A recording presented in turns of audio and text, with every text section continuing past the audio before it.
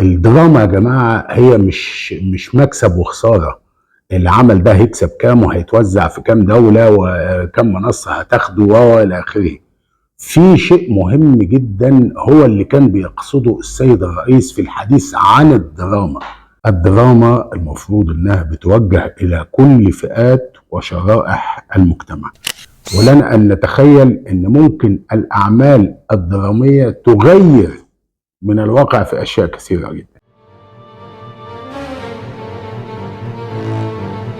شريف عارف مصر، صفحات يقلبها معكم الكاتب الصحفي شريف عارف.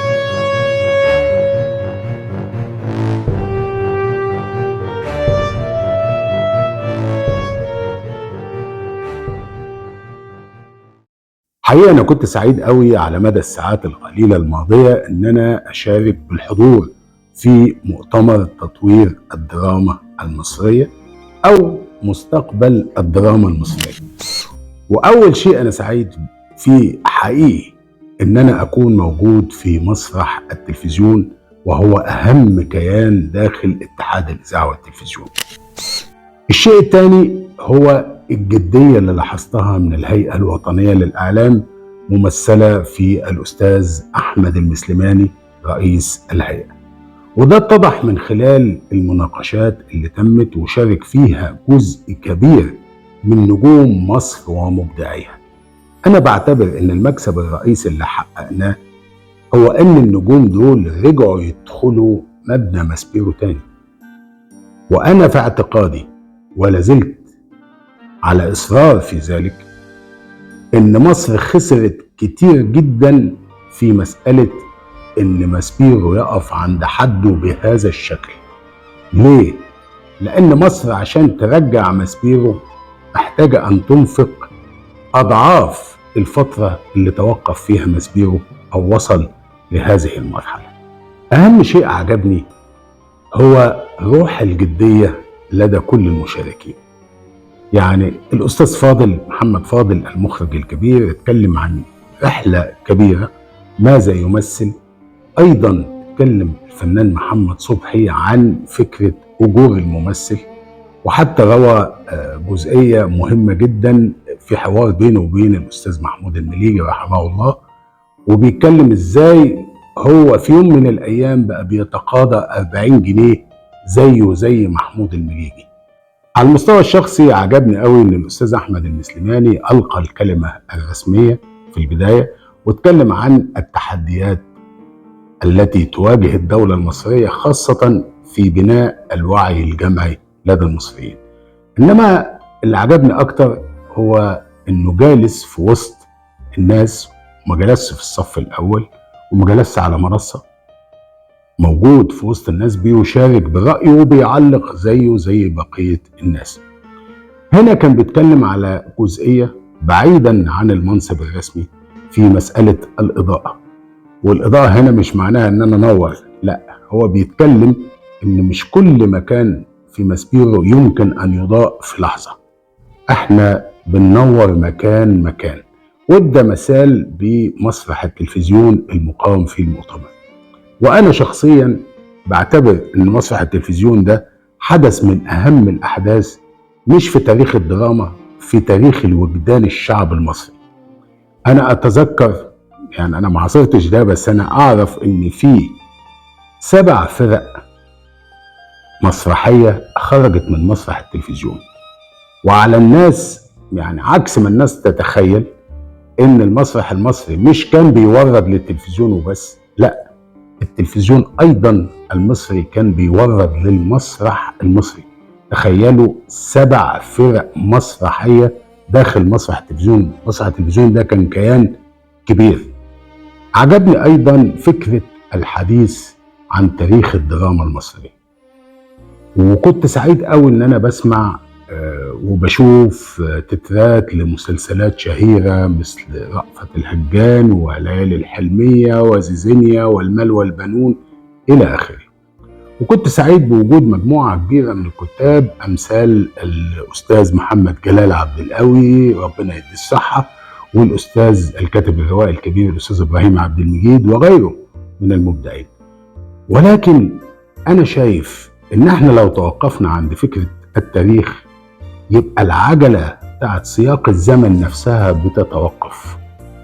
إحنا مش كل حاجة عندنا تاريخ. إحنا نمتلك تاريخ كبير في الدراما العربية وفي صناعة الدراما، ولكن لو فضلنا نقول ليالي الحلمية ورأفت الهجان وغيره وغيره وغيره يبقى إحنا كده ما بنقدمش جديد. ليه؟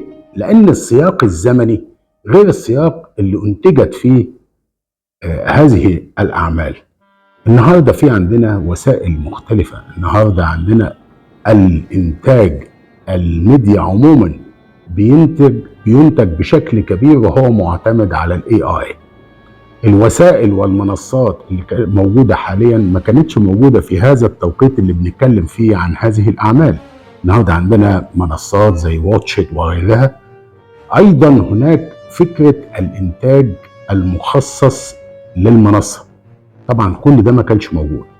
إنما أنا بتخيل إن مجرد أن يعقد هذا المؤتمر، وبالمناسبة يعني عجبني قوي لفظ مستخدم في الدعوة اللي وجهت لي، هو مستقبل الدراما في مصر. وأول ما شفت هذا اللفظ أو هذا المصطلح افتكرت المؤلف الشهير للدكتور طه حسين، وهو مستقبل الثقافة في مصر.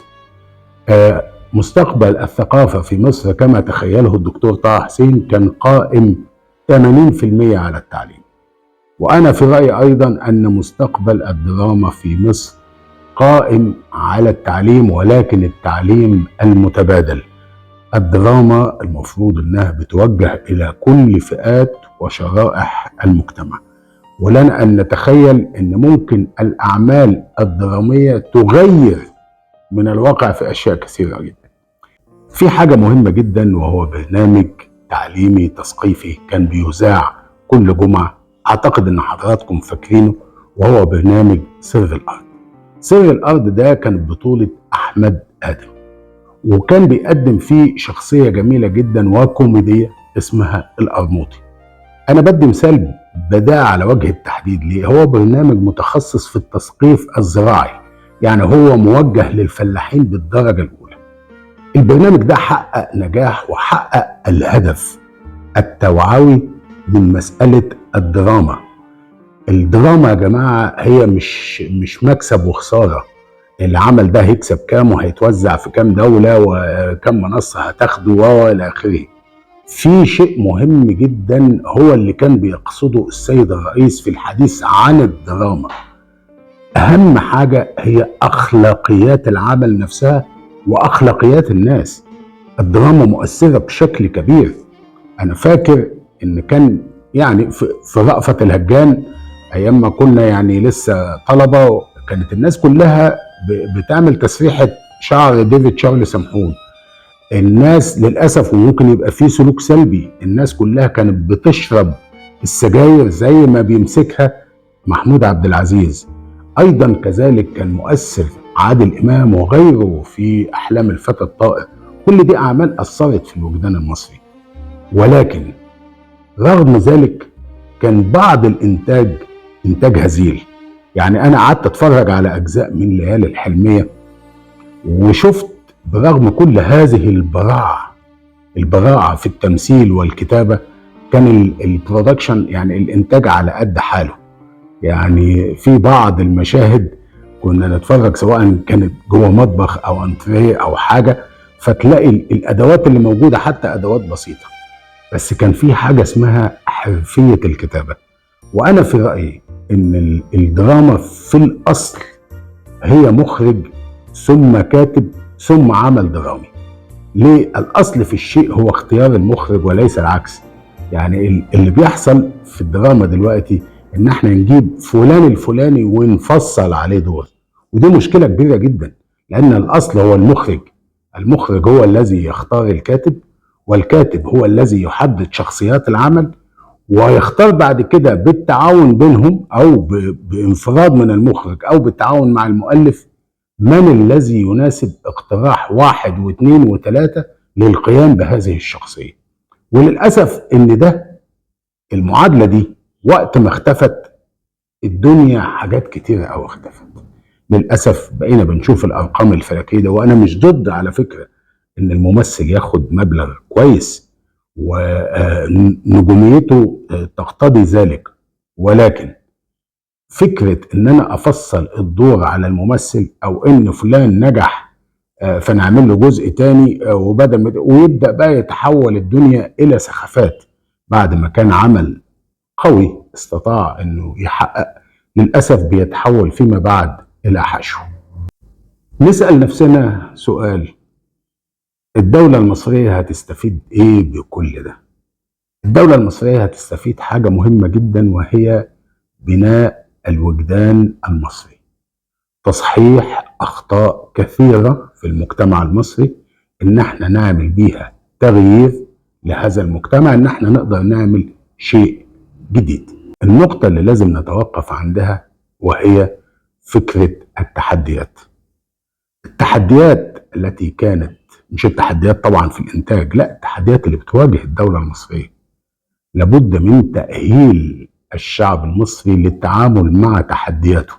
هذه التحديات اختلفت تماما عن التحديات اللي أنتجت فيها الأعمال الكبيرة اللي اتكلمنا عنها. التحديات القائمة الآن هي ثبات واستقرار الدولة المصرية، وبالتالي لابد أي عمل أن يتضمن ذلك. وأنا مش بقول إن الدولة تدخل أو تحط حد لهذه المهازل إن ده نوع من أنواع الرقابة على الإبداع، لا، ده مش رقابة على الإبداع أبدا.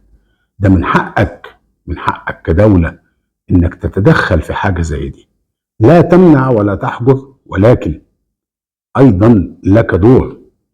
وهنا اللي بأكد عليه للمرة المليون: العملية ليست أرباح، لأن من المستحيل إن تيجي مثلا وزارة زي وزارة الصحة وتقول لك أنا أنفقت كذا على علاج الناس، لا، بيقول لك أنا عالجت كام واحد، ما بيقولش أنا أنفقت كام.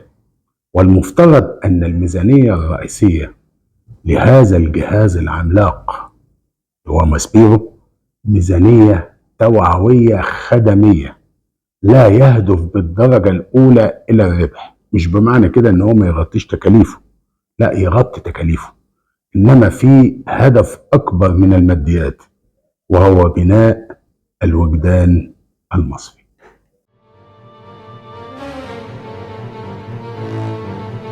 شريف عارف مصر، صفحات يقلبها معكم الكاتب الصحفي شريف عارف.